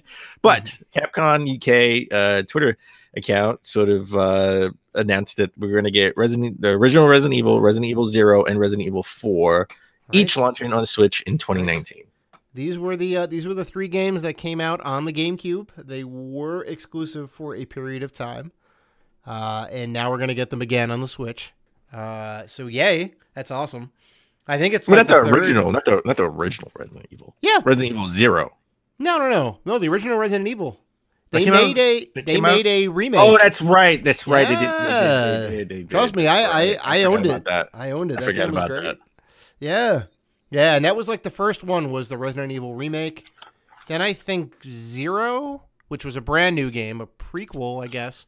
And then Resident Evil 4 came out, and they were all fantastic. They were all like really good. Yeah, and then I think they did 2 and 3, but they were the same as the PS1 versions, just with slightly better graphics.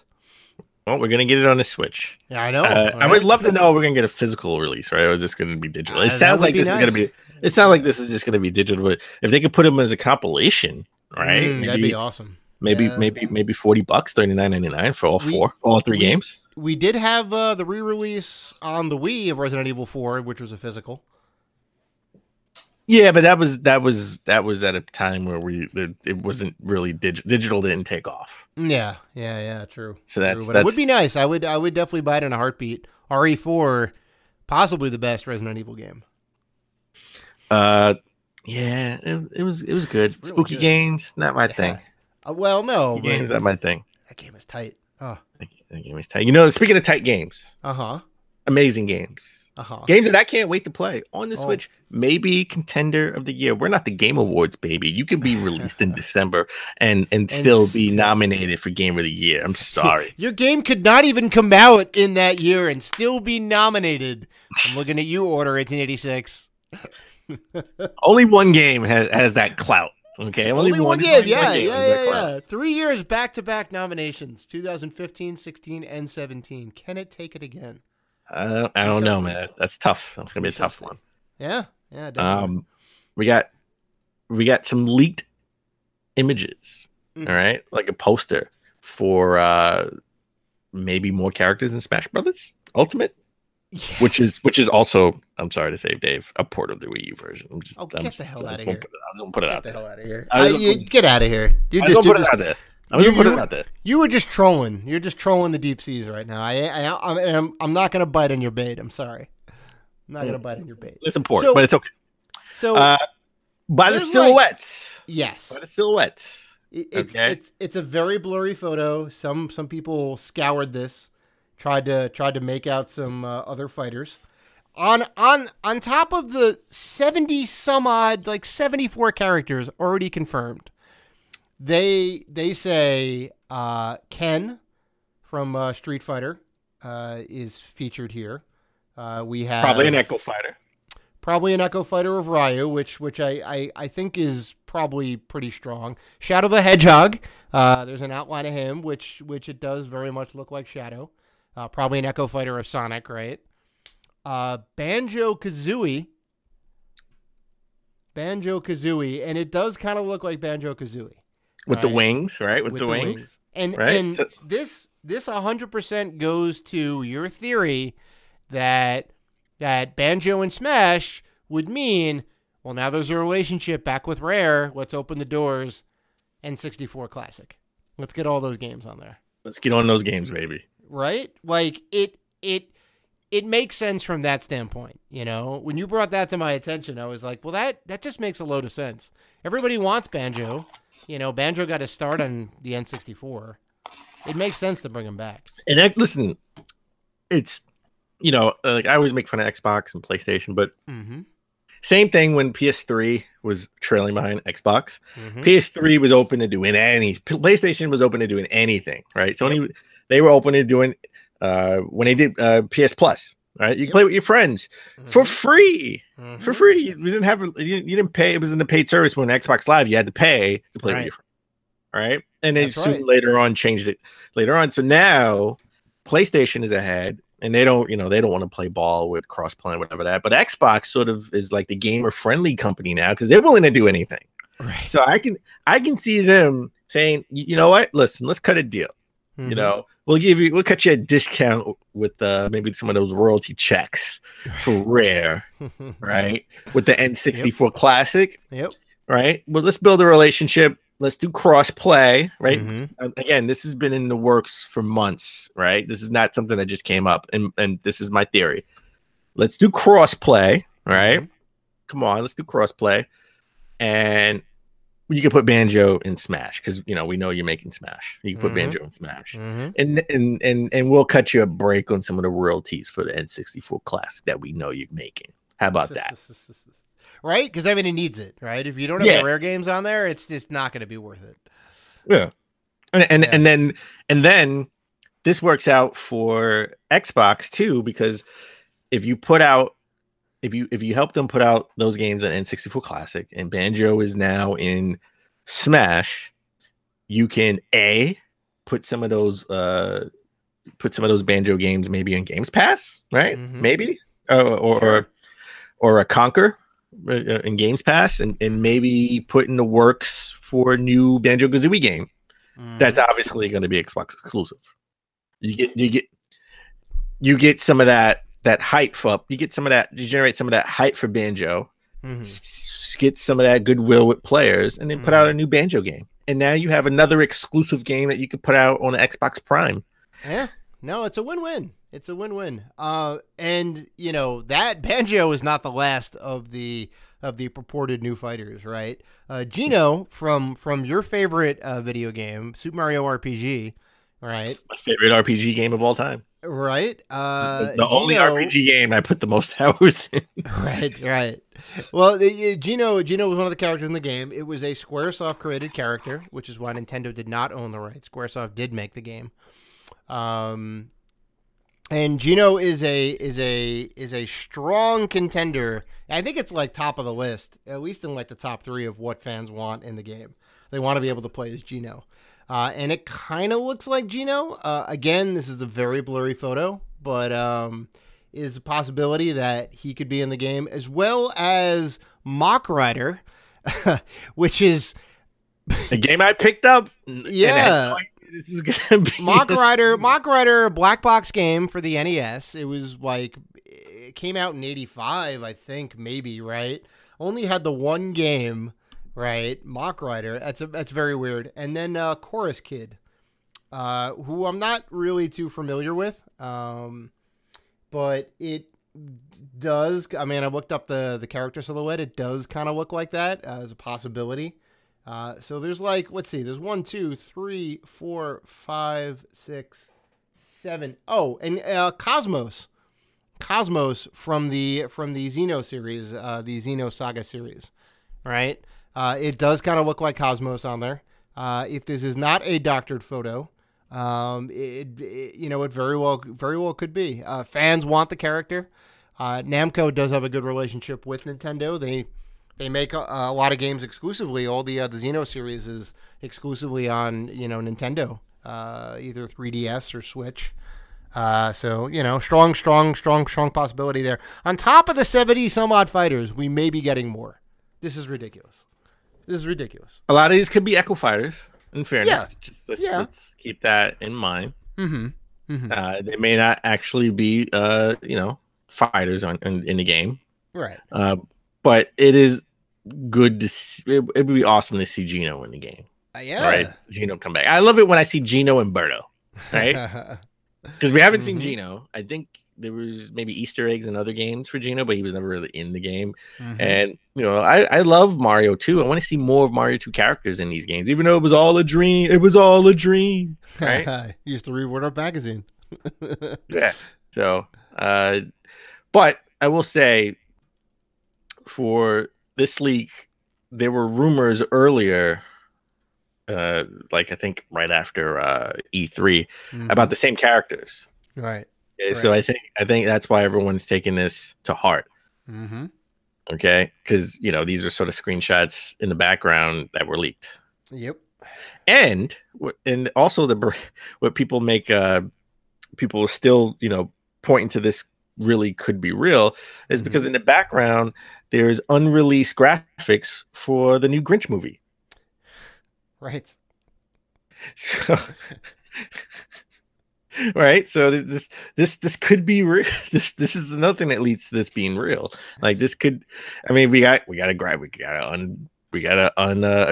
for the Grinch. Yeah, unreleased graphic for the Grinch too. If you're into that movie, it looks okay. I'm probably not going to see it. Yeah. All right, let's move on to the Intellivision. Mm-hmm. All right, so retro. We missed Portland Retro Gaming Expo. Mm-hmm. All right, we didn't go this year. Hopefully, we can get a chance to go there next year. But the new Intellivision Classic. Well, not classic. There's a new Intellivision. It's new called the gaming Amico. console. It's called the Amico. Coming out in 2020. Mm-hmm. It will be between $149 and $179. Mm-hmm. Every single game published for the platform will be exclusive and cost between $3 and $8. Right. It will launch with several built-in titles and have 20 more games in its online store. Right. The console, I gotta be honest, consoles, it looks weird. I mean, it looks cool, but it looks weird. It does look very. It looks like it looks like a piece of medical device. It looks like a medical something you see in like a hospital. Yes. Clear. Exactly, like paddles, right? Break out the AED. We got to bring this guy back to life. Rub the controllers together. It's weird. I mean, it's all white. Okay, it's all white.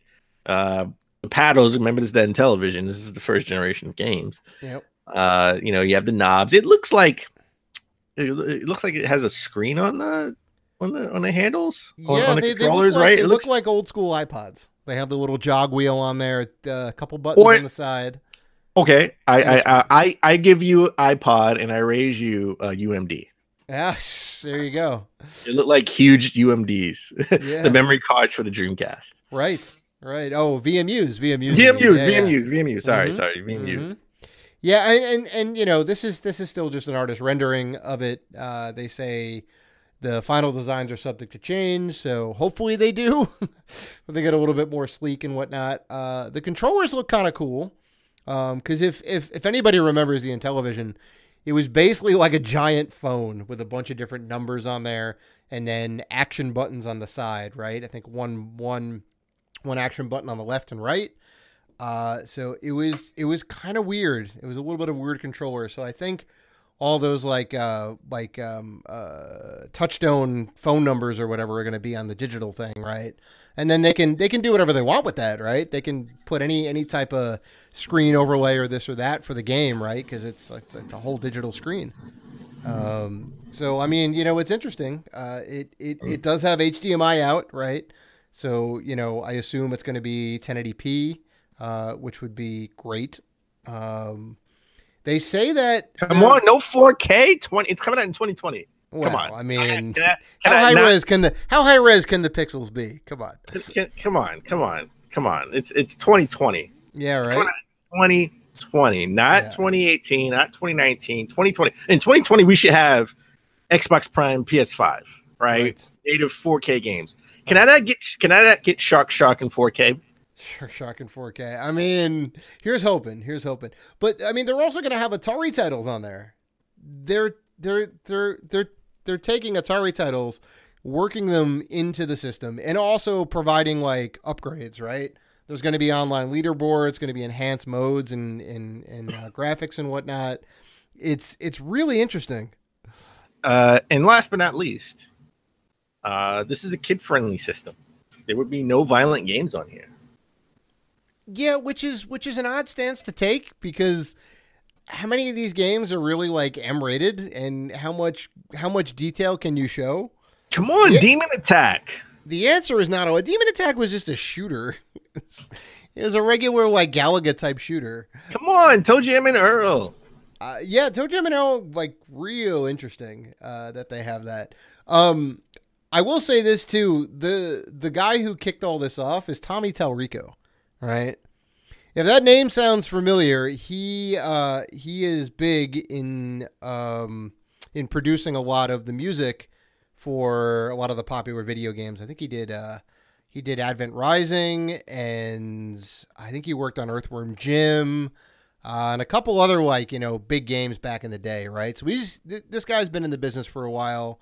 He started Video Games Live, and he's been kind of going on tour with those guys and whatnot. And now, he's kind of headed up this, Intellivision